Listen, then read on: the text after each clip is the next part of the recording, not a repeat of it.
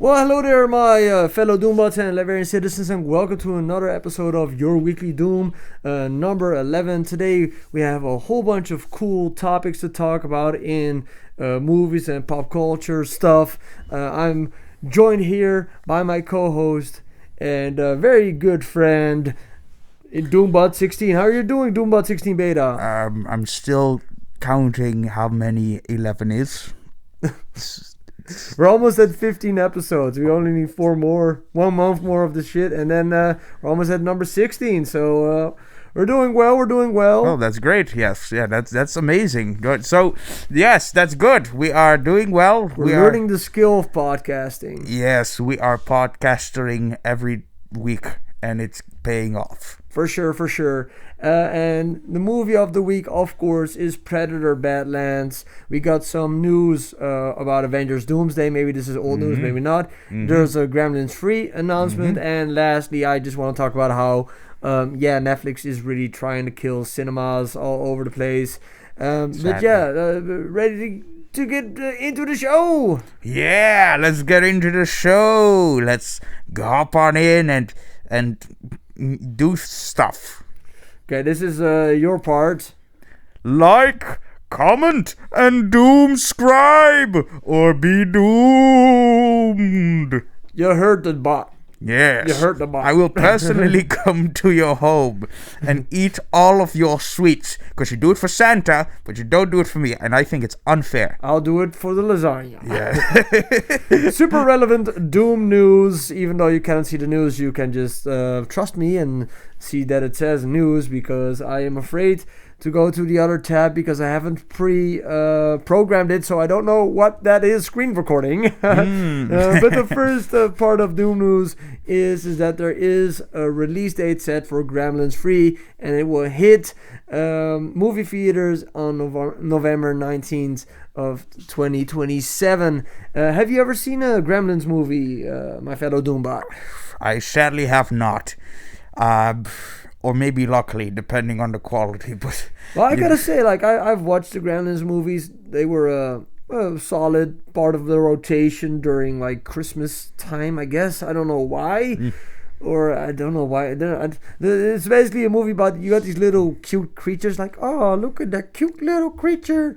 But then it turns out that if you put water on it, or if you feed it after midnight, it turns into a very ugly little goblin. Yes. That, like, goes crazy. Yes. Gremlins 2 is also, there's a very funny sketch about it with Key and Peele, about this very flamboyant dude that pulls up and is like, let's do a spider gremlin. Let's do a disco gremlin. Let's do a sexy lady gremlin. You know, like part 2 and freaking full goofy goober mode. Then you got all these crazy gremlins running around. Yeah, it's fun. It's just these little cute creatures. It's a little bit like the Minions that are just causing havoc. Yeah. And I think they eat people. I don't know.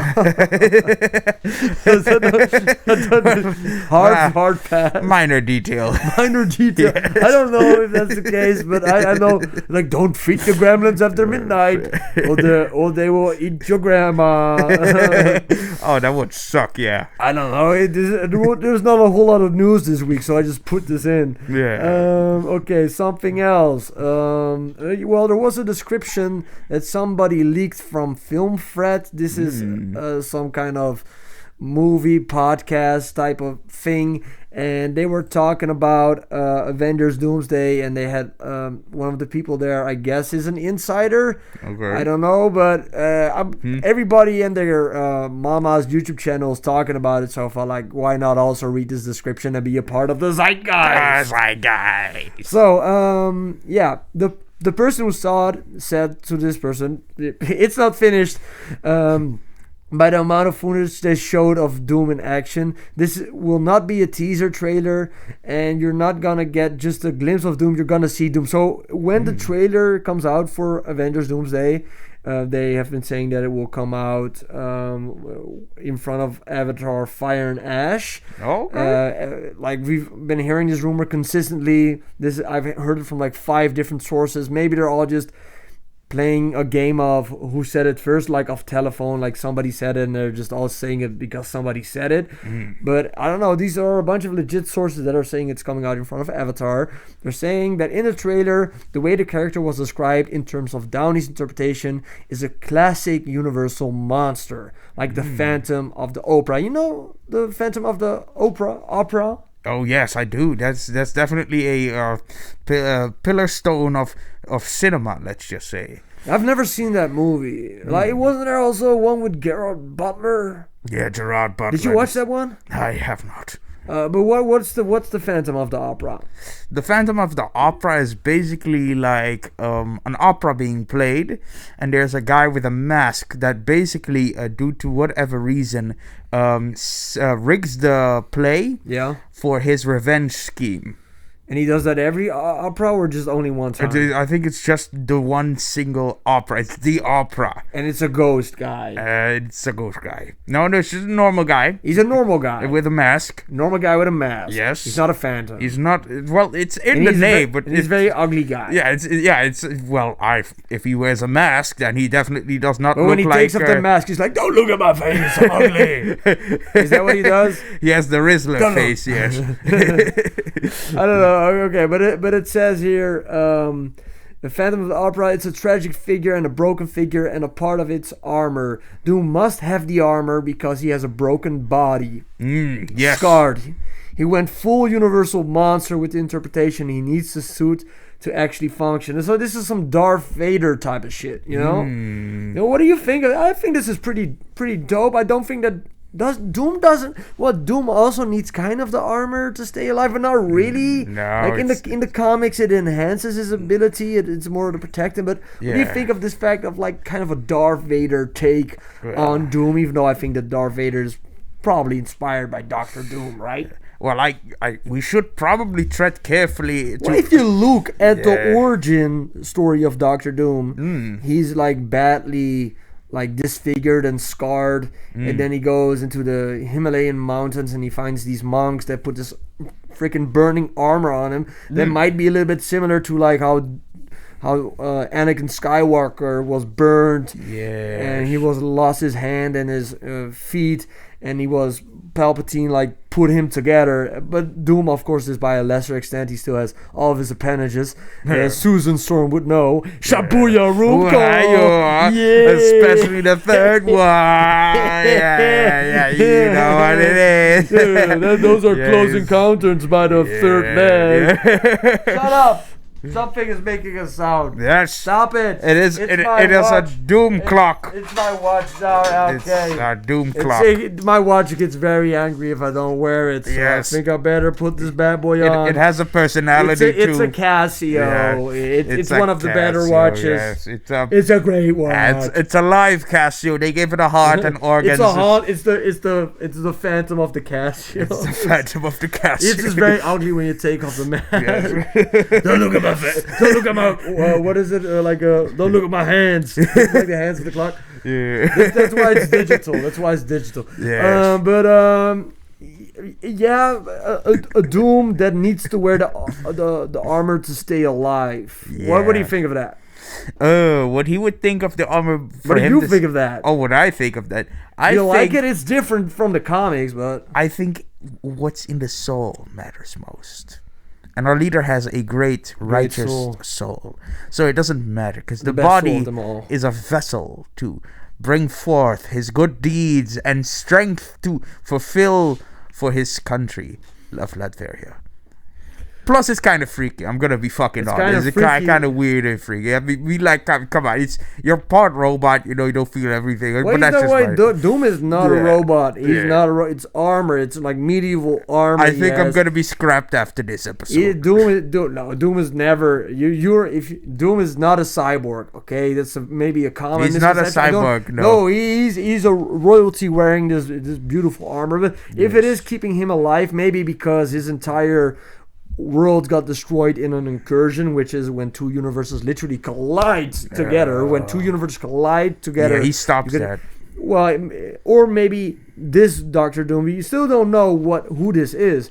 The Doctor Doom that we see might actually be the dead body of Tony Stark that is being like controlled from another universe and turned into Doom. Like, you remember that movie with Doctor Strange where he goes like dream walking into that zombie version of himself to fight Wanda Maximoff? You remember that in the Multiverse of Madness? Oh, that Doom looks for her? No. Well, yeah, you got the Scarlet Witch that is going through universes, and she's like doing this thing like this called dream walking, when you go into the mind of another universal variant of yourself, and he uses that at the end to fight Wanda Maximoff by going into a dead body of one of his multiversal variants. You don't remember that part of Multiverse of Madness? Have you seen Doctor Strange 2? Oh, Doctor Strange. Multiverse. You remember the part, and then because that's what happens in a maybe that's something that's happening, and that's why Robert Downey Jr. looks like Doctor Doom, or it can be that is also the case, but the reason why Doom can dreamwalk in the body of our version of Tony Stark is because our version of Tony Stark was born as Victor Von Doom and was moved as a child to America, and his parents maybe adopted him, or the parents they were actually Werner and Cynthia Von Doom and they changed their names. There's a bunch of stuff that can happen, but overall I think it's an interesting concept. We still don't know if this is all fake. I don't know anything about Film Fred, but everybody was talking about it, so I felt like, well, why not at least mention it? But I think it would be kind of sick, but at the same time it would be like, this isn't really Von Doom, but yeah, that's also what it's about. It's about having a version of Doom there, and hopefully later we can get a real Doctor Doom movie down the line, because after this movie everybody and their grandmother is gonna know who Doom is. So because how many performances are there already of the Joker? Because the Joker was in some of the best movies of all time, and because of that he's iconic, and I hope the same thing happens for Doom after this movie, so everybody is like, yeah, we need another Doom, we need a real Doom this time, and then we get more movies, and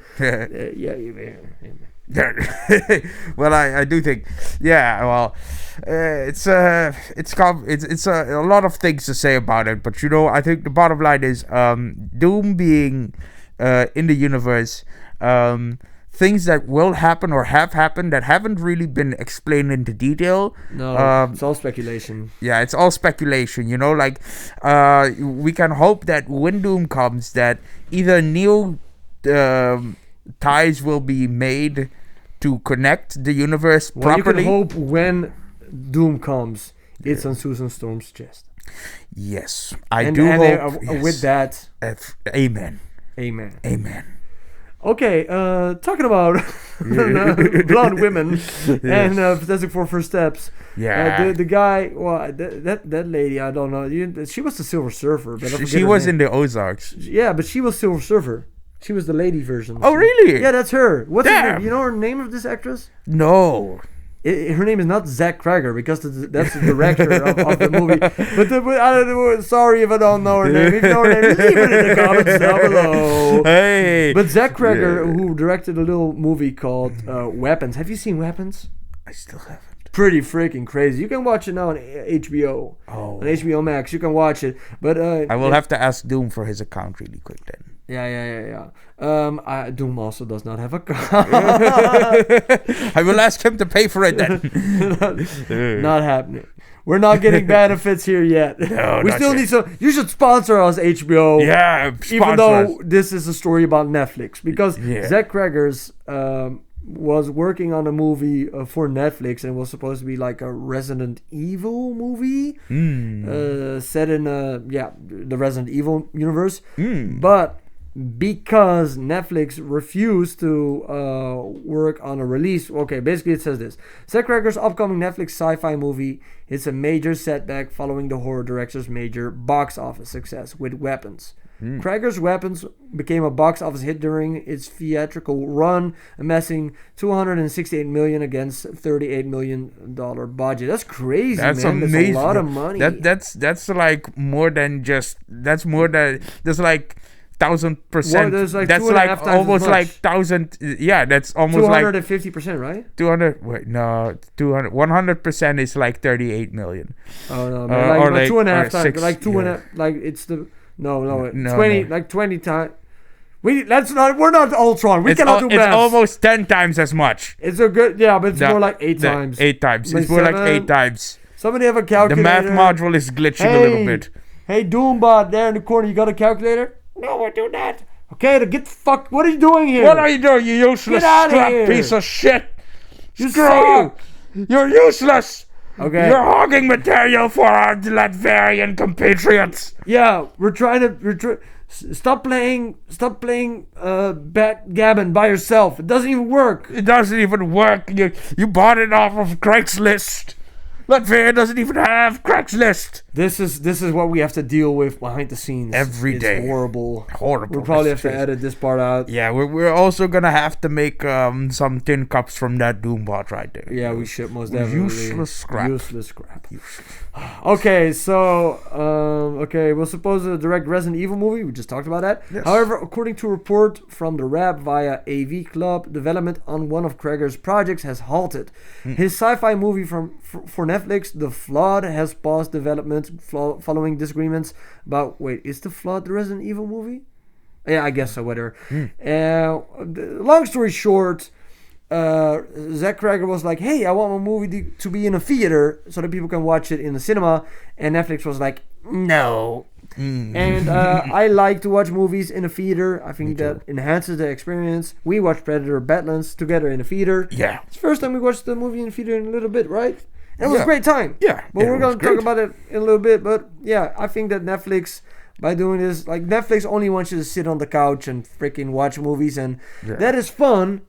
But I also like to watch it in the movie first. I think that's how you should watch it. It should be watch it in the theaters first, then it's gonna come to the streams. That sounds like a fair. Yeah, first you watch it together. It should be like because when we watch Predator Badlands. Yes. It was like not everybody, but like you could hear people's reaction, and it was like a vibe. It was a community, you know. You were all watching this thing, and you all have a common reaction to it. Yeah, and feel embarrassed when you prematurely clap at something that wasn't that amazing to the other people. Yes, like that one time you tried to do a backflip when Channing Tatum was Gambit, and you fell flat on your face. Oh yeah, I remember that part. My neck! Get him out of here! I said my leg, by the way, even though I fell on my neck, you know. My leg, because you didn't feel your legs anymore. Yeah, it was a horrible experience. I'm traumatized. Okay, you know what it's time for? It is time for trailers. Will it be doomed to fail or doomtastic? Well, we only got one trailer, and I don't know. I think if I leave it up to you, this is probably doomed to fail. This is the movie called Michael, about Michael Jackson's life. And this is him doing the trailer thing, and this is the trailer, and we just watched it. It's kind of a boring trailer. Yeah, there was a big controversy about this movie because supposedly they had to change the ending because they wanted to address the Neverland Ranch stuff, but they signed a contract. The movie makers signed a contract that they were not allowed to talk about Michael Jackson and his smiling friends and his the kids he was hanging out with. I don't know too much about it, but I do know that it's kind of a icky business, and that Michael Jackson has said openly that he has slept with children in the same bed, so that's kind of odd. So you watch this trailer. What do you think while watching this trailer? I think this is going to be a waste of time. You don't like freaking Michael Jackson music. You don't like it's not like I'm gonna play him on my playlist, but it wasn't like his songs were pretty fucking good. Pretty good songs. Pretty good fucking song. He was an artist, you know. He was good at what he did. But like, if you're gonna ask me, you're gonna have to put Neverland in the movie, my friend. That you disclose that Neverland should be out is basically kind of suspicious. They were not allowed to put anything about Neverland because of a lawsuit. It's like I'm being like, let's say a fellow Doombot is being persecuted for being a pedophile, but do not mention the fiddling. We do not want people to know that you fiddle with those kids. Certified lover boy, certified pedophile. Wow. Fuck them up. You're tired. You try to strike a chord, and it's probably A minor. I still think that Drake won the rap battle. Okay. No, he definitely, because Drake is trying to legally sue him. You win a rap battle when you sue the other guy. There's not a bigger towel you can throw in the ring right now. Okay, but I like Nokia. Nokia has a good song. Yeah, Nokia was a good song.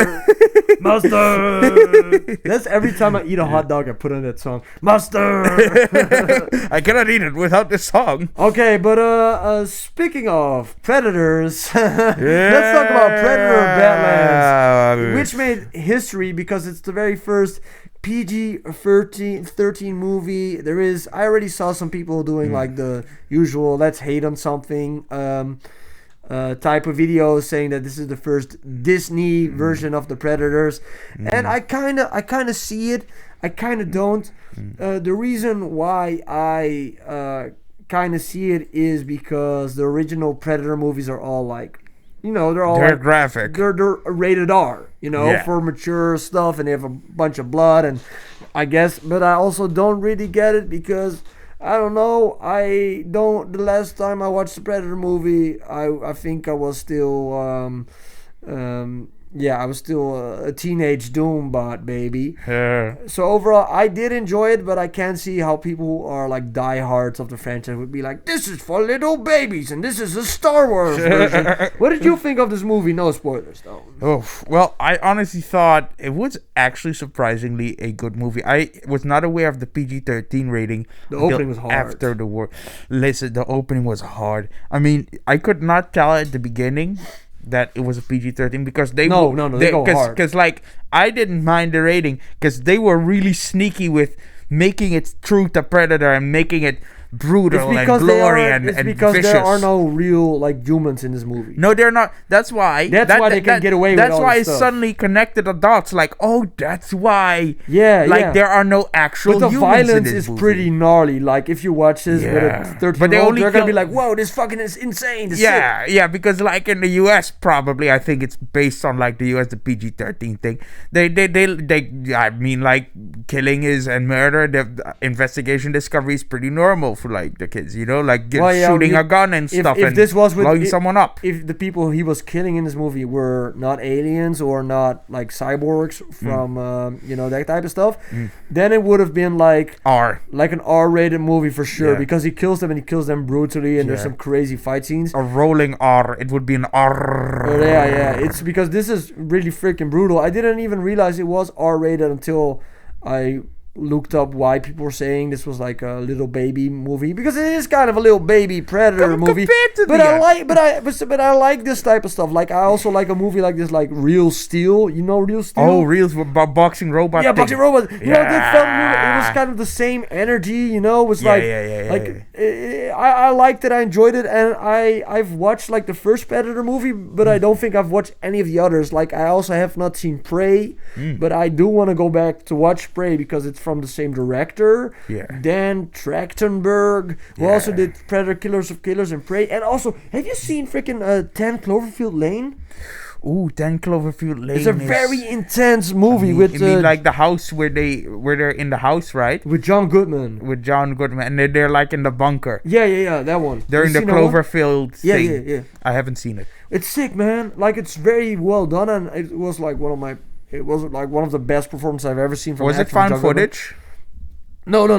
But it's the first movie is a found footage movie. Yeah, I know. The Cloverfield Lane, but like you don't even know why it's like only in the last minute the monster shows up.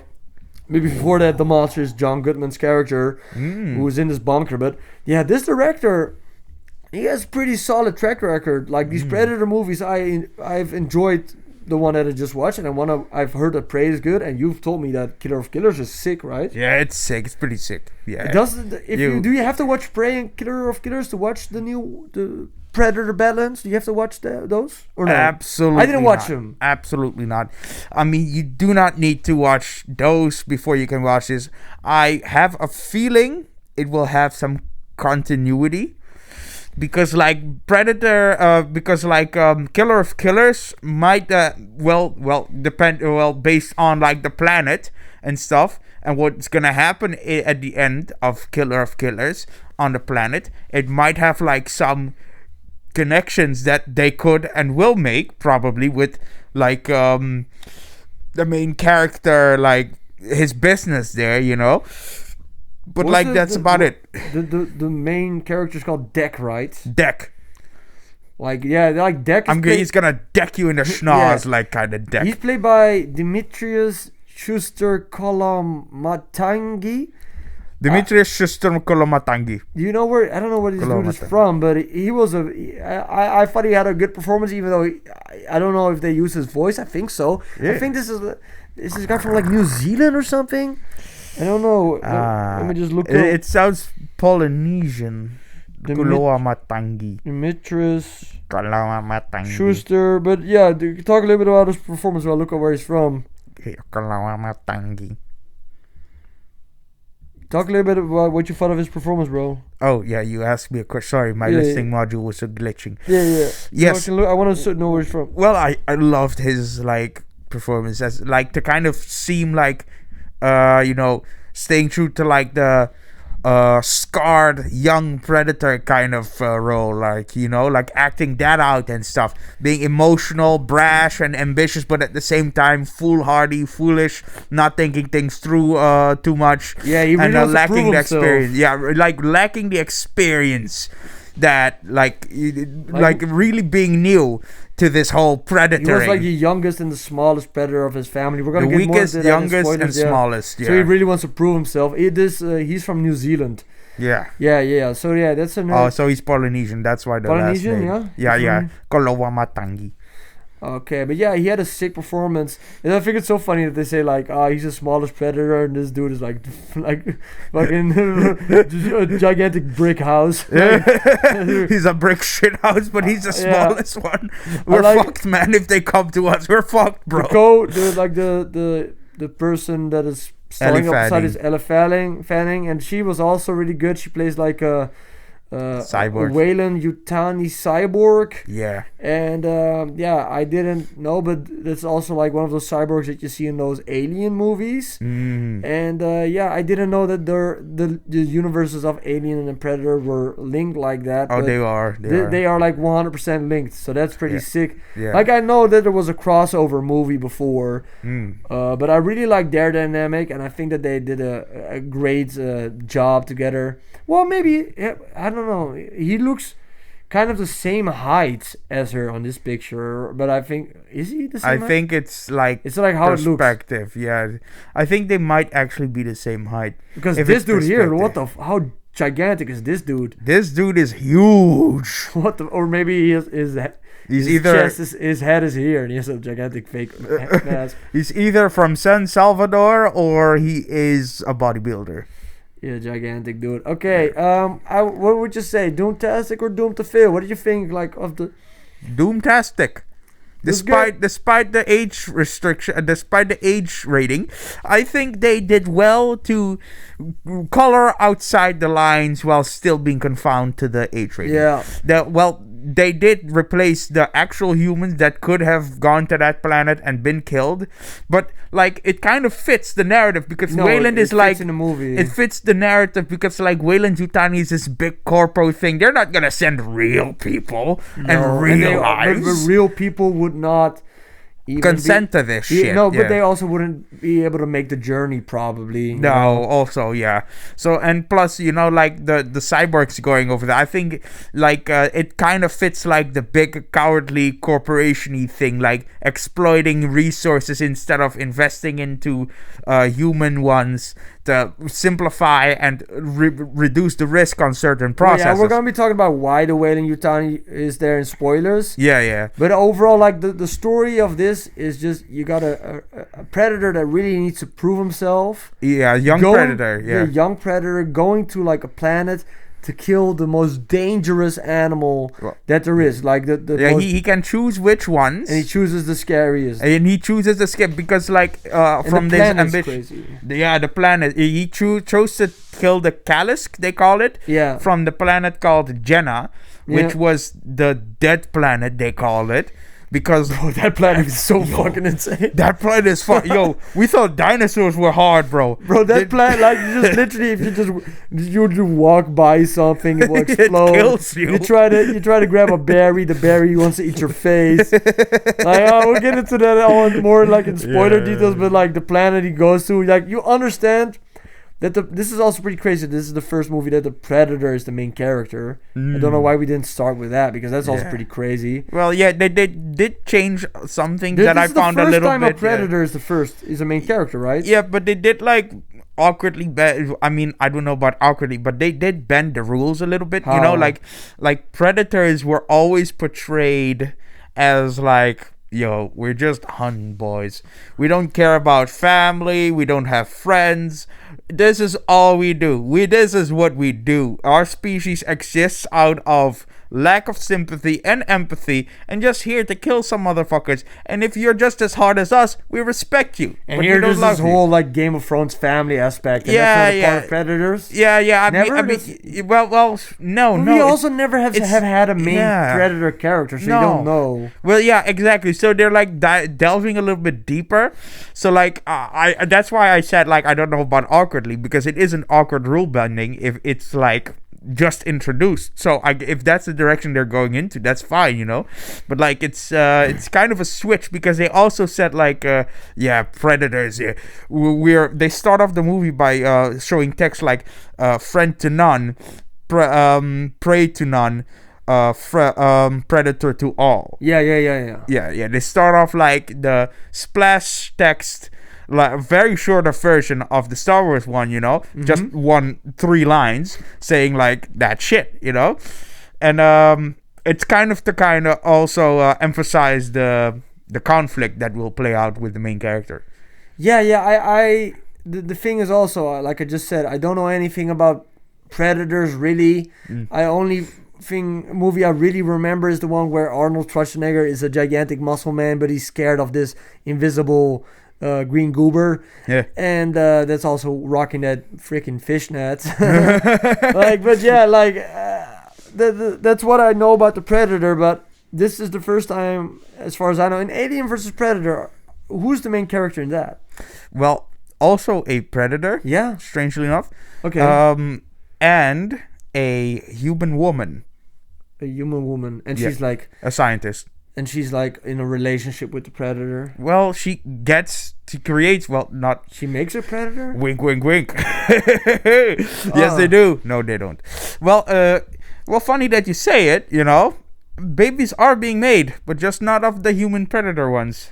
Alien Predator. Yeah. Alien Predator. Teasing the sequel. And the sequel plays off with the Alien Predator, Alien. And who kills the Alien Predator? The Alien Predator and another Predator fight at the end of that movie, and then they kill each other, they both and then they get nuked. The whole town gets nuked. So like that's no good. It's a bad movie. That's the Requiem. Yeah, exactly. That's actually what they thought. That's no good. I mean, like, kind of understandable, because like xenomorphs are very infectious. Like a xenomorph can literally kill the entire Earth, right? Oh, yes. Xenomorph. They have in the comic books. Yeah? Yeah, in the comics they have. Yeah, I can believe that. Yeah. But overall, I think it's time for us to just talk about spoilers. I liked it. Yeah. I do understand why people say it's a Disney Predator movie, because it is a Disney Predator movie. 20th Century Fox, who made this movie, is a part of Disney. Everybody knows this. Like, it's almost all those movies. Like also Avatar, they all show like the 20th Century Fox logo, but they are Disney movies. And a lot of people are also a little bit sick and tired of the Disney vacation of a bunch of stuff. Like they messed up Star Wars, they messed up the Marvel Cinematic Universe. There were a couple of movies that were real stinkers in there. Like I'm mostly just talking about the Marvels. I can still like enjoy most of the other stuff, but Yeah. I don't know. I have to rewatch the Marvels. I have to rewatch it for a series I want to do. But long story short, this does feel like a Disney version of Predator. It feels a little bit like freaking Mandalorian and Groglet at certain points. Yeah. And I did enjoy it, but I'm also not a diehard Predator dude. So maybe if you're like a 50-year-old dude whose entire identity is that Predator tramp stamp you got above your butt crack, you might not like this one. This is not the same. This is not my Predator. This is my Predator. Points to a picture of Jared of Subway. Yeah, this is our freaking spoiler warning. The time when your best friend spoils the show watching without a warning. Well, this is your warning, buddy. Yep. Yeah. Well, I think we already spoiled some of it. No, not really, man. Let's talk about let's try to go by through the movie the plot. Let's go plot for plot. Let's start with the opening scene, which when I watched it, I was like, damn, this shit goes hard. Yeah. Well, the opening scene, break it down, Doombot. Yeah. It starts off with a predator in training going to a cave who is revealed to be his brother, training his younger, weaker predator was he brother. training him or was he killing him? No, well, both. Because this dude was really going hard. They were really It didn't look like they were training, bro. No, it was a hard fight. Well, if he died, he was weak. This was like what Star Wars should be, bro. Yeah, it was laser swords and all that shit. And they had a PG-13 rating. What's your excuse, Star Wars?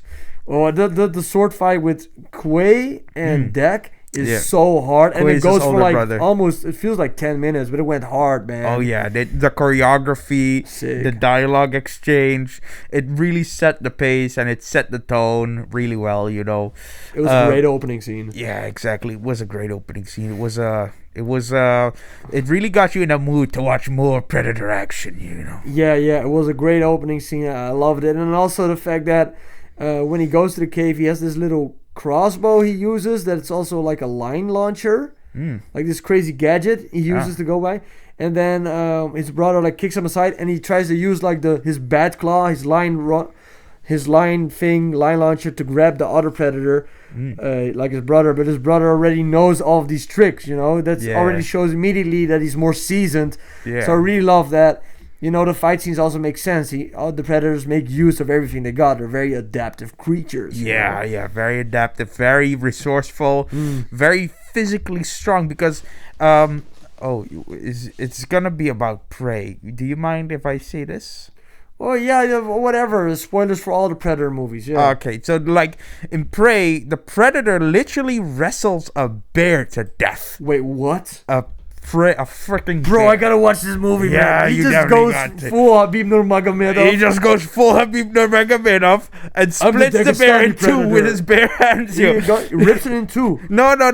He smashes it to the floor. When he was fighting the bear, he lifted up over his head and he was like, there can only be one. And then bam, smashes it on the ground. Whoa, crazy. Onto a rock. Yeah, that was full Bane. Yeah, full Bane. So they're also physically strong. So that's why I said, if they come here, we're fucked, man. It's that's crazy, man. Yeah, what are you gonna do? I gotta watch that scene. You're gonna comment him to death in the comments. But yeah, okay. So you got this fight scene. After that, him and his brother are picking out what monster he's gonna kill. Yeah. And then his father shows up here in the right, the dude with the he has a little beard, two little beard braids. Yeah. And he tells Quay, why haven't you killed your brother yet? Why is he alive? He's I weak. told you to kill him. Yeah. And then it was like pretty crazy. Then you got Deck. Deck is like bowing for his. He's like, I'm doing a blood atonement, like doing full try hard mode. Yeah. His Like father puts on his little trap, and he's like trapped. Deck. You know, like Count Dooku, like the scene where Count Dooku has to get beheaded by Anakin, and the freaking the Sith Lord is like, do it. That was basically this scene. Yeah. Only this one, Dooku does not die, right? No, Dooku does die. Oh, but in this one, no, he doesn't. No, in this one he doesn't, right? So that was like, yeah, bro. Well, no, wait, because Deck does survive it because Deck gets kicked into the ship by his brother Quay, and then instead of his father killing Deck, his father kills Quay, and that was also a crazy fight scene, man. Chopped off his arm. Yeah. Beheaded him. Yeah, he drawed it out too. He just let him crawl with one arm, desperately choosing between the sword and the switch on his wrist to let his brother fly off into safety. Yeah. Well, relative safety. No, the father is who sent Deck away, not the brother. No. The brother had to go to the switch to lock him away. His brother locked him away. Yeah. You know. Yeah. But the father is the person who sent Deck away. No. Yeah. His 100%. brother pushed the button to launch the ship. No. The father was gonna kill Quay. Listen, bro. The reason why Deck sees Quay getting killed because Deck sees it. He sees it. Then the arm that the father of Deck and Quay cut off, he grabs that hand and he looks at Deck and then he sends him away. So he with the hand he cut off from Quay, he's like, you know what, whatever, get out of here, because he thinks that Deck's 100% gonna die on the planet. Oh, you mean he allowed him to leave? No, he didn't allow him to leave. He pushes the button on the cut off hand. No, the father didn't do that. Yes, he did. The brother did. He was desperately. The brother was dead because the brother did is he threw Deck into the ship and then he locks the door. Yeah. But before he can even send him away or whatever, his hand gets cut off and he tries to crawl to it. Crawl to the sword, but then he gets decapitated. No. And then Deck sees everything happening, and then 100%. I will bet all my Doombot bucks on this. You're gonna lose. Listen.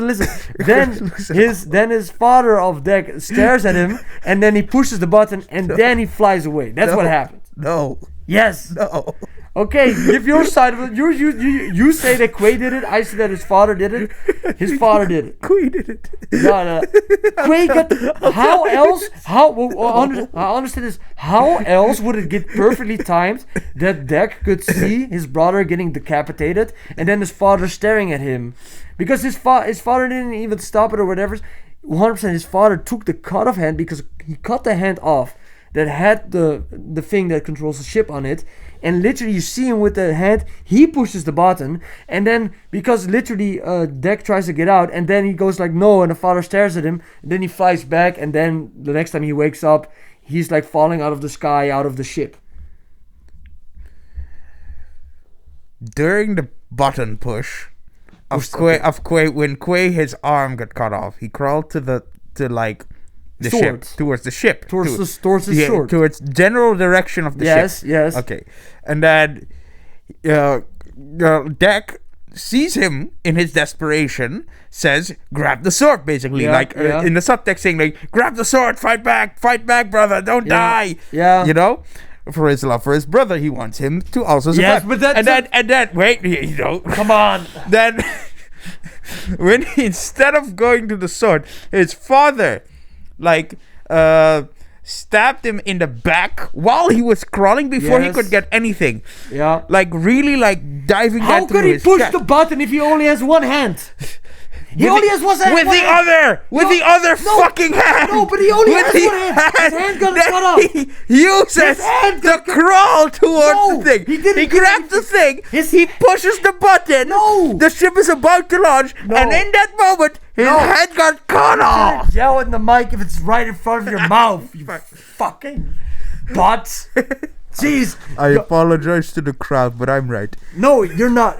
You're gonna rewatch this movie again. You said you're gonna rewatch it. When you rewatch it, I'm waiting for my apology because you're 100% incorrect. It doesn't make. He only has one hand. His arm got cut off. He can use the other, and he did. Oh, his arm is cut off. He crawled towards it. No, and he grabbed it. Before he grabbed, so he went with one hand. He grabbed the hand. So I think I would. You don't think everybody in the audience would laugh so fucking hard if this dude would crawl to his one arm to grab his arm to push the button? No one would laugh because it's a sad scene. Yeah, it was a sad scene, and it would be stupid if he would crawl to his own arm. What in your processing chip do you just not buy in an alien world light years away with a spaceship that this guy couldn't use his other hand to grab the switch? His father. He was sneaky. He got stabbed in the back. He stood back up and sneakily. He didn't stand back up. Yeah, no, he didn't stand. He knelt. No, his father grabs him by his hand. Pierced by the sword his father was using. No. He stood up. He pushed the button. It's starting, and then in that moment, his head got cut off. His hand was cut off. Okay. Good demonstration here. His hand was. Come on. His hand. He had no hands. He didn't crawl to his other hand and. You think how funny would it be? Oh, I gotta go get my hand. I'm climbing. Here, oh wait, here's my dad. Oh. Boop, and then his head comes off. That's not how it went. Yes. That's not how it went. Now I've lost all my spider joints. Let's go to the next slide. Yeah, but let's go to the next slide. Horrible. Holy shit. I'm gonna do a fucking podcast with Ultra next week. You piece of crap. Okay, so I am a work in progress. Okay. I'm gonna look for my spider action figure. You can just. Okay, I'm looking for the hand. I'll bake you muffins next week. Let's talk about him being stranded on the planet. Okay, so after he got launched into the ship, basically, by his brother,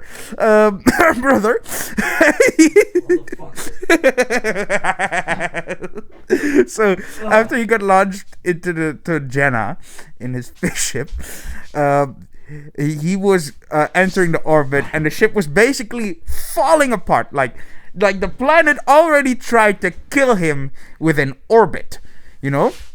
So that's how dangerous Jenna is.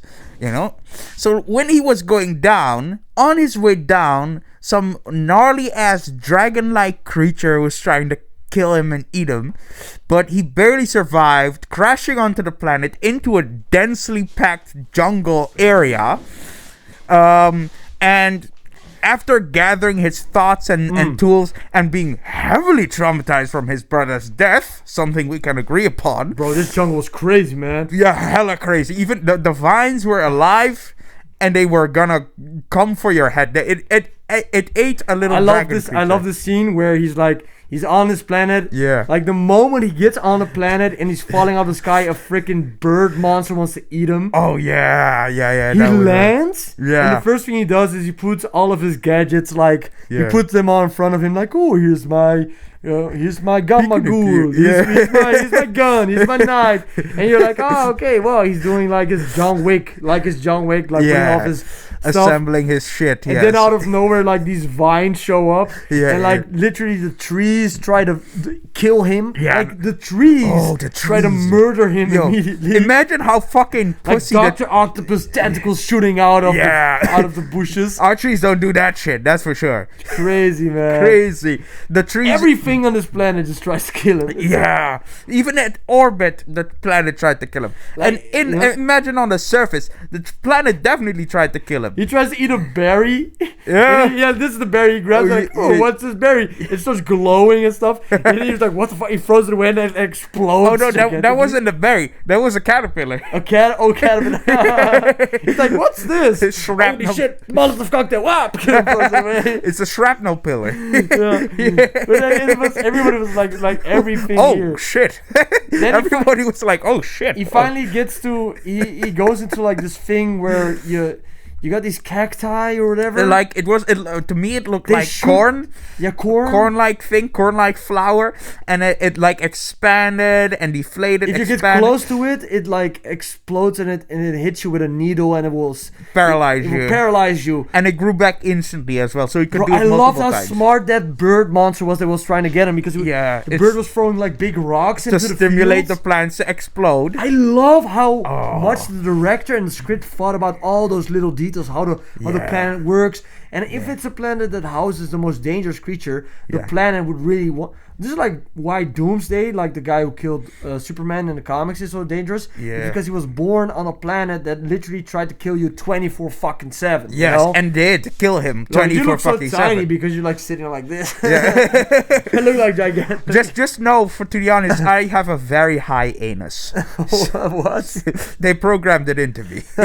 He shits out of the back of his head. Yeah. So, but yeah, when he's in this field and the bird is trying to paralyze him, this cyborg, I don't know what, you know what the name is of the cyborg? Tessa. Yeah, the Thea. Tia, and the other one is Tessa. The other one is Tessa, the bad guy one. Thea, yeah, the bad, yeah, because there's two. There's like twinsies.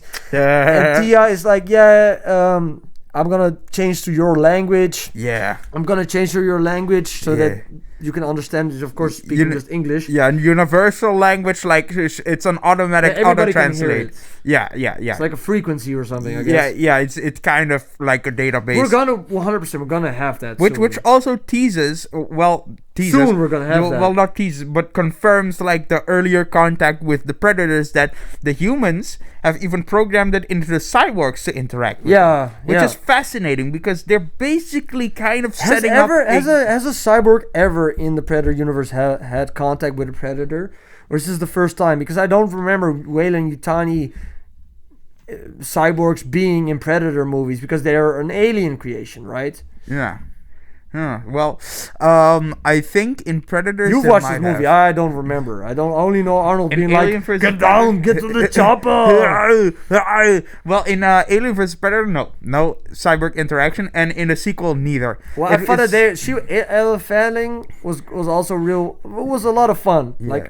And she is basically convinces the Predator to take her with her as a tool, because she says, like, I can tell you how to find the Kalisk. Yeah, that's what it's called. Yeah, the Kalisk. Can find the Kalisk, and then she's like explaining to him how to survive the planet, and they get through this freaking field, and the field is with like razor blade grass. Oh, everything was basically like a fucking katana, just cutting you up every time you walk through it. And then there's this monster. It looks like a rhino. Yeah, it looks like a rhino tentacle porn monster. no, it looks like a big rat. And then the Predator's like, does the Kalisk eat this? Yeah. And then she's like, this is Kalisk food. So then the Predator says it's my food. Then it's also my food, because I am the Predator. And then this little goofy goober shows up. I think his name is Bud. Bud. And this is one of the reasons I didn't know that Bud was in this movie, but this is the reason why a lot of people say, by the way, it's Disney-fying. It's Disney-fying it. It's a little bit like Baby Grogu. Really Baby Yoda. Yeah, exactly. I was gonna do that too. Yeah, it's definitely trying to tackle on the Grogu thing, and I think they have succeeded. Because Disney is really good at making cute creatures. Yeah, this is apparently like the one that you get with the Funko Pop, and I kind of want to have this one. Yeah. Yeah, exactly. Oh, that's a nice one. Well, but these things on the top of his head, they don't make sense. They are not the same. They're not at all. I like this action figure. I want to have this action figure more. Yeah, exactly. This is like I don't know what this action figure is from, but I will probably, because this was basically like a little dog. Yeah.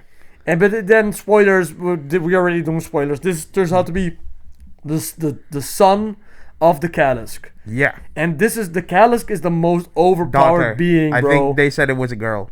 the female my daughter maybe, but the Kalisk is the most overpowered being because every time you damage it, it like regrows immediately. It's fucking insane. You cannot kill you can. Yeah. But like when the Predator was fighting the Kalisk, I was like really impressed. Yeah. Like with how freaking strong the Predator, how good the Predator was at fighting it. Nigh on Deadpool healing factor. I think it's also kind of insane that the Predator is like seen like this one is like he's the weakest, he sucks. Yeah. But he is very clever. He's very good at his job. Like the Predator is very good at killing. Yeah. Like it kills like that rhino thing. Yeah, it was awesome when he throws the laser sword. It goes like through the middle of it. Oh yeah, that was pretty sick. Yo, honestly, that was both the biggest fuck you and awesome hell yeah moment in the movie. Yeah, because that sword would have how did the circumference of that creature was bigger than the Predator holding the sword up vertically straight up. Yeah. How the fuck did he cleanly cut it in half? Oh, it doesn't work. No, it doesn't. No, I mean, no shit, but it was awesome. So, it was very awesome. Yeah, and it didn't. I was watching. I was like, bro, I want to eat spare ribs now, man. It did look delicious. And bro, like the sword it's a great sword because it immediately also fries it. Yeah. Oh yeah, it burns it, so it like cauterizes it and shit. I liked all the Predator's gadgets, man. I like the Predator's gadgets. I liked Butt. I liked Ella Fanning, and I thought that the Kalisk, that was a pretty sick boss battle, man. Yeah. That was like and there's another boss battle later that I don't have a picture of it, but that's like when the other cyborg is in this freaking Avatar type of freaking mech outfit. I love that boss battle. Oh as well. Yeah, I love that. You know, it's kind of a callback to like the sequel to Alien. The original Alien movie. Oh yeah, yeah. Like get away from her, you. That's the bitch. Original. Avatar didn't do it first, but Alien did it first. Alien did it get first. Get away from her, you bitch. Only this time, she is the boss battle, and it's the bad guy doing it. I like that mech. I really like that mech because the Tessa and Thea or whatever, like the evil version of Tessa, for that she was pretty interesting. Well, not interesting. It was just like. Was a fun bad guy to have. That the bad guy is basically like the clone of the main character in the movie. They made them interesting enough for the story to handle it, to wield it well. It did not subtract anything from the story, just added to it. And when the purpose was fulfilled, it ended. That's fine. That's good. I like the way they structured the character in the movie and how they added to it, instead of like, we cannot make it too bloody, so we cannot go. Well, this movie, the only reason this movie isn't rated PG-13 is because the only reason it is rated PG-13 is because it's them fighting a bunch of robots, Because the bad guys are robots. If these bad guys were people, then this movie would have been PG-13, but then they also would have been R-rated, but then you also wouldn't have this character. And I love Bud. Bud was really cute. Yeah, cute. So I really like this movie. And the weird friendship that Bud forced like onto Bud the Predator was funny. Like the one that he spits on the Predator was like, and then Predator just fucking back on him. That was so cute. Yeah, that was and Bud was like, we are family now. I spit on that thing. We are family now. Overall, I would most definitely recommend you go watch this movie, man. Yeah, I really liked it. Oh, let's talk about. Of course, they defeat the cyborg.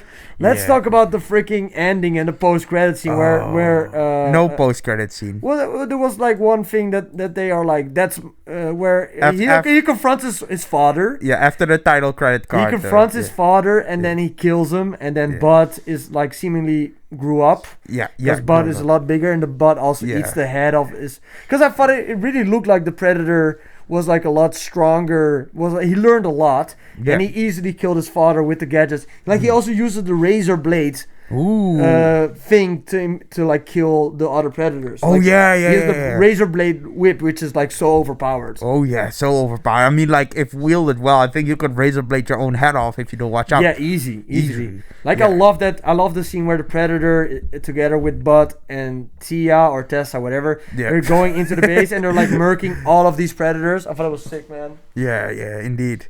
Yeah, I thought it too, because like he was sending 2 other predators to. He's weak. You should kill him, soldiers. I will not even bother with my presence. And then they went in and got totally fucking murked. They got murked, man. Heavily. Deck was fucking decking them. Ultra Instant Goku. He didn't get hit, not a scratch. Not a scratch on that boy. But the fight between him and his dad was also sick because his dad tries to go invisible. Yeah. Because his dad is a little fucking pussy. Yeah. You know, and then he does the... It did feel a little rushed, though. Well, it did feel... But I mean, like, I liked the part that is... maybe it could have been something for the sequel or whatever. But I like that they did a full story because you don't know if this is getting a sequel. You don't know. Yeah. So I like that this is a complete story from closing the entire arc with the father. I wouldn't like to see another movie where you have to wait the whole movie and then he kills his dad. Yeah. So I did enjoy that. Like, his dad was just a dickhead. Yeah. Who's just cheating because he turns invisible. Yeah. And then Deck is like, turns his ship on. Yeah. So that, like, the ship dust shows you where his father is, and then he like murks his dad. Like, if his dad is not invisible, he beats him up easily. His father's just a coward piece of shit. Yeah, just relying on cheap tricks, that motherfucker. Shadows, don't you, Bruce? Good for the uninitiated. I don't know. I don't even know why I'm doing this thing, but I think, I don't know. I was like, I'm gonna rate it 3 out of 5 dooms. 3 out of 5 dooms. We're watching in the cinema. It's funny and it subverts expectations. It subverts expectations. It does, but that's also the same thing I said about the last movie. Yeah. So it just didn't change it, but it is true. It does subvert your expectations because you don't think that the Predator is going to be a Disney movie. No, you don't think that. If you don't know, and if you do know about it, you don't think it's going to be that good. It was pretty good. It's solid. I will not watch it for a second time in the theater, but I think it's worth to go watch in the theater. And if you don't want to watch it in theater, then watch it on streaming on Disney Plus, because for sure it will be there. It will be there, and I am interested now to go back and watch Killer of Killers and also to go back and watch Prey, even though before this movie I had no intention to do so. So this movie has left a good impression on me. So 3 out of 5 dooms. It's solid. It's good, and I would recommend this movie. Yes, that sounds like a splendiferous synopsis. Yeah, anything else you want to say about this movie before we go on to the last segment of this podcast? Yeah, definitely. I agree with the rating. It's a really good movie. Just know there's gonna be some kiddish things, some sheepish things, that you might not expect from the Predator franchise, and do be open for that if you do want to give it a try. But for the rest, it's kind of stays true to what Predator is, and it definitely stays true to what Predator is, and I definitely not shy away from that one if you like what Predator. I gotta say though that the first part of this movie where he's stranded on the planet and he's figuring out what to do. The part before he gets betrayed by Tessa. We didn't even talk about that because Tessa kind of betrays him because Tia is also trying to get the Kalisk because they want it for the Weyland-Yutani Corporation to like freaking give it to humans. Yes. Like, I thought that the second half was less strong than the first half. Like, the first half, just the Predator walking through this world is what I enjoyed more than the second half, where it was all about Weyland-Yutani and like the villain was fine, but it was also like, I understand why they put it in, but I do have to say that the first part of the Predator just roaming around, learning about the world, that was more interesting to me than the second half. Would you agree or not? Yeah, I definitely agree with the first part with the Predator and how they introduced the young Predator and his journey to become the master hunter and killer that he is meant to be. Then the second half, which has the majority of the kind of in my opinion, a little bit out of place kiddishness and campiness that it does contain. So like I definitely agree with that. The second half definitely has more of that, but it does also introduce somewhat more info and intel about like Predator life and its interaction with Weyland. It does introduce that, but like the first half is still better because it's Predator, and I came to see Predator. The first half, just Predator being on a planet. I would like to watch a whole movie like that. Would you want a sequel to this one? Or is it good like this? I wouldn't mind a sequel. We didn't even talk about like. It's my mom. Oh yeah. The ship at the end came up, and Deck revealed. Yeah, it's his mom. This is my mom. I love that. Like, you didn't clean your room. Oh, it's time you clean your room. You forgot to eat your vegetables before you got banished by your father. Tell me about this crusty sock deck. Come on, I'm not gonna be here all day. Where's your brother? We're gonna dance on thin ice, huh? Like a spa day for a predator takes like 30 years. So she had no idea what happened. Like a 1 year spa retreat, she came back like, what the fuck? What the hell happened here? Nah, I'm wondering what if the predator's mom, she has like lipstick. She's like listening to Cardi B. Yeah. And she's popping pussy. Nah, let's continue to the next. I'm getting freaky. Yeah, that's not PG-13, Doombot 15. Well, I kind of think it is, man, because all of these radio songs are all about my pussy pink, my booty hole brown. Yeah. And then they're like all very weird people. What you up to, Clanker? What you up to? Well, I have been in stasis for the coming week. This is your part. What are you up to, Clanker? Yes. So there is a Chinese animation that I have seen. It is very bare bones, surprisingly, but they do share their time in development of this show, and it's been in development for a couple of years. A studio that has a very good catalog of good shows on their name already. I would check out what's the studio called again? I don't know. Fuck. I don't watch anime. Yeah. What am I, a weeb? But wait. check. It's gonna be published on. This is not out yet. Bilibili. It is a animation publishing network, basically, company, and their show False Memory is on it, and they have. You're just only ahead on the podcast, bro. Why are you not sitting up? It's just like Doombot in the head. It's fine. You know, look up. No, you opened this can of worms. No, I've got it. Now it's my turn.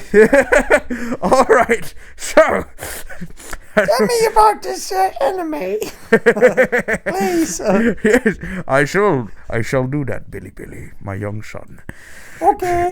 Have you eat your broccoli yet? This is kind of nice, man. I might hang out here. This is your life now.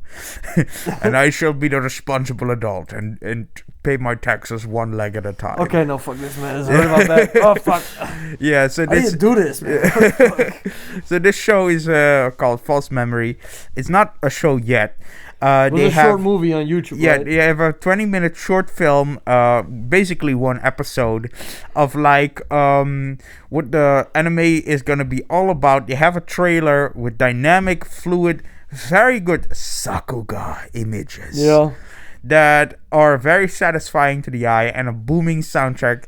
You know, there's not a lot of talking in the trailer too, so it's just imagery. It's just showing, and it looks very nice. Like, I watched the trailer with you. It looked pretty nice. Yeah, exactly. Yeah. And I do recommend you watching like the animation, the short film of it. You know, it's bare bones and it's unpolished, but well, it's not bare bones. It's just unpolished.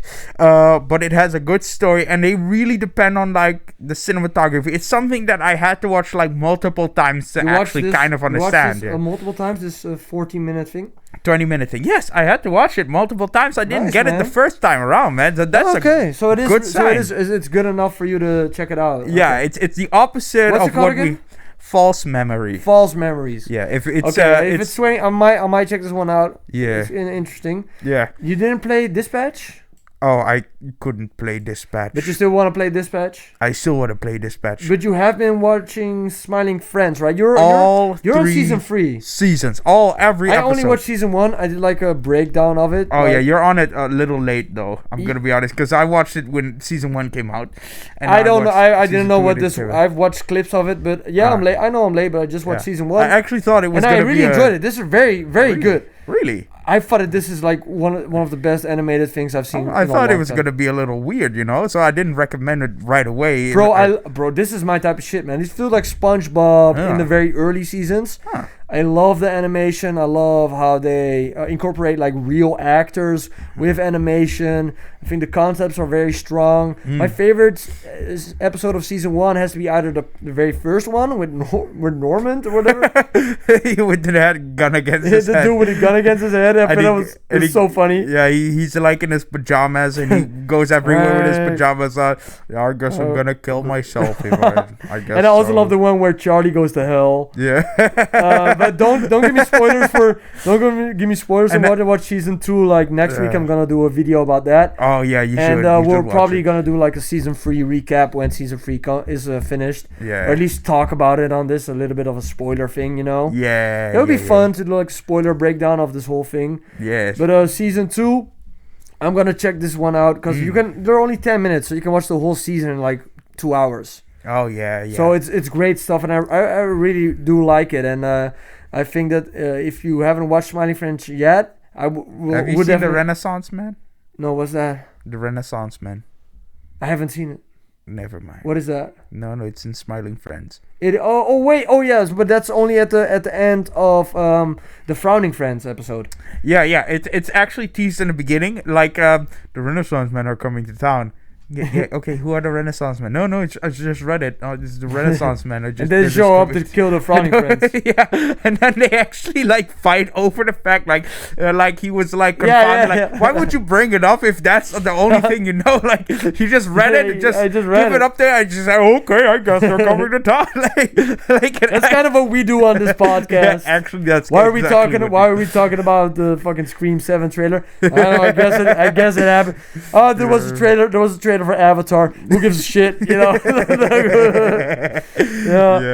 Something that I did really give a shit about was I watched this movie called Springsteen Delivered Me From Nowhere. Do you know Bruce Springsteen? Oh no! Oh yeah! Born in the USA. Oh, okay, maybe I should do a cover. Born in Latveria.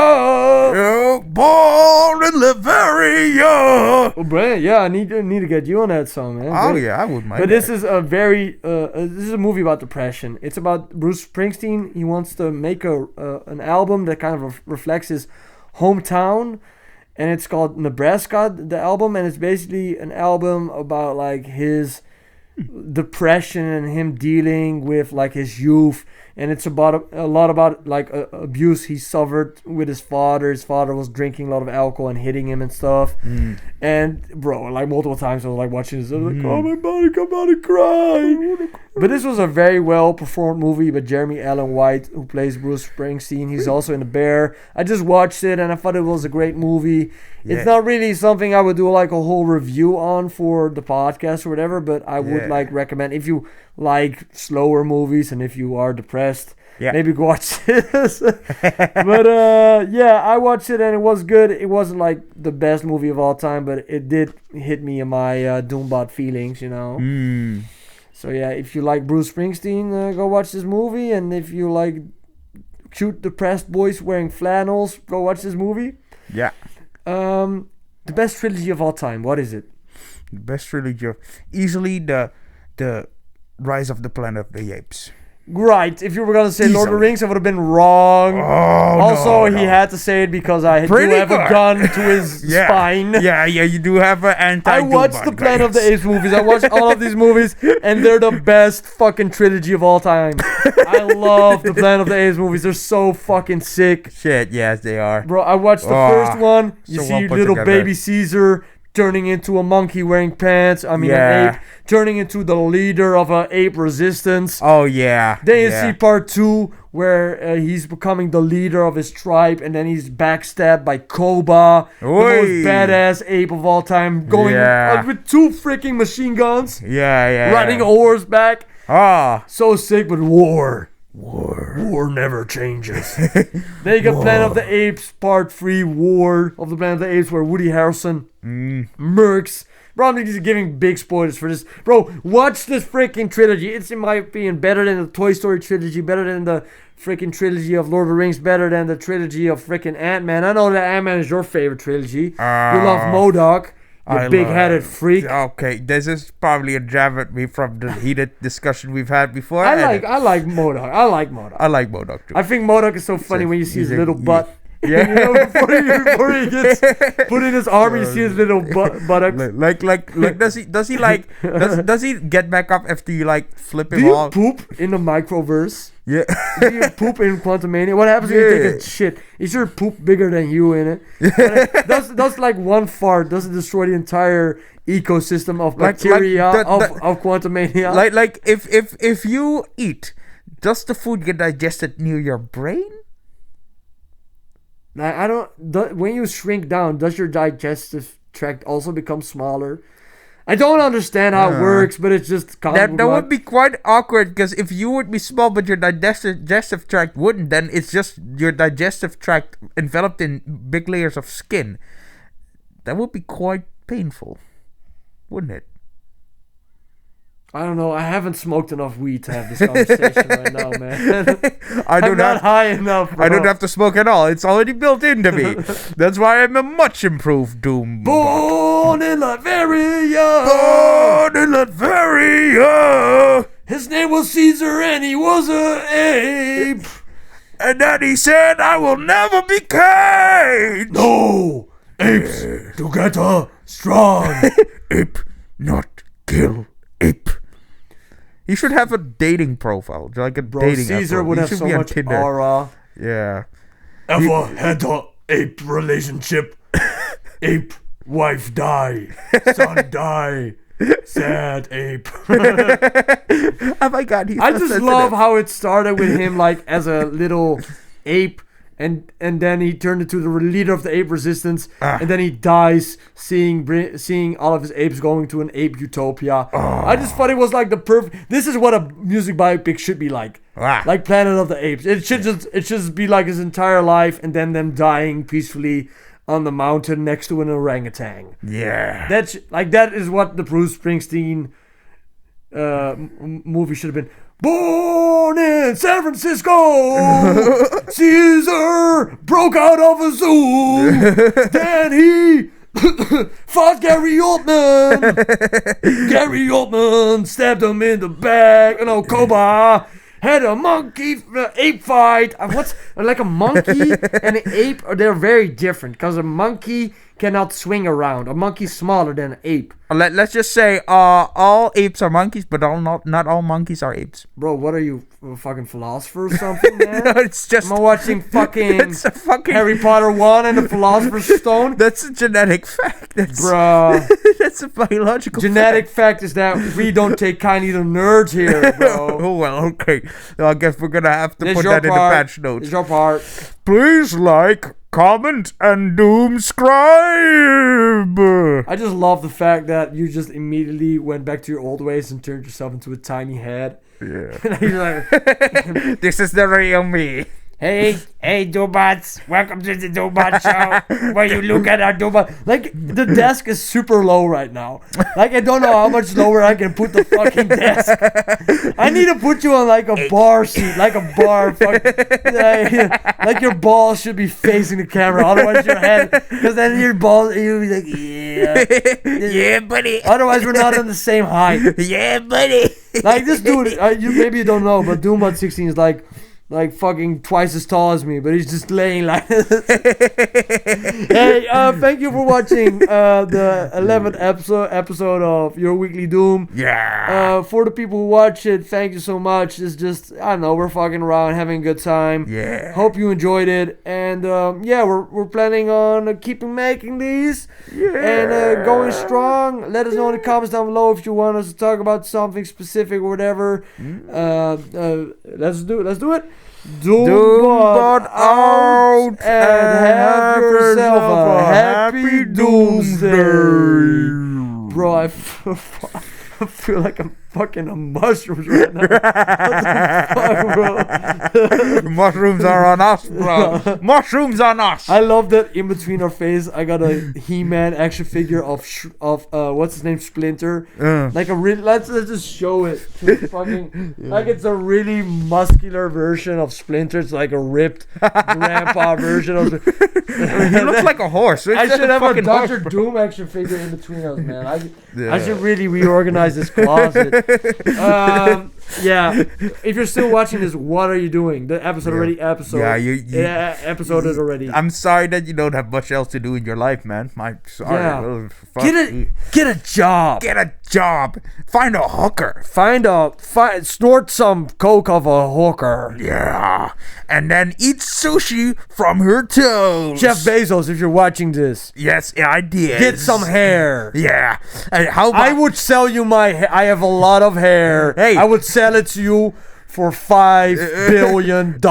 Hey, ban being poor. Everybody will be rich. Yeah. Hey, man, if Batman would just give his money away, then the Joker wouldn't kill a school bus full of kids. Yeah. That's how that works. Yeah, that's not how it works. Batman is doing the right thing, okay? Yeah, he's killing those. No, he's not killing those. Okay. Okay.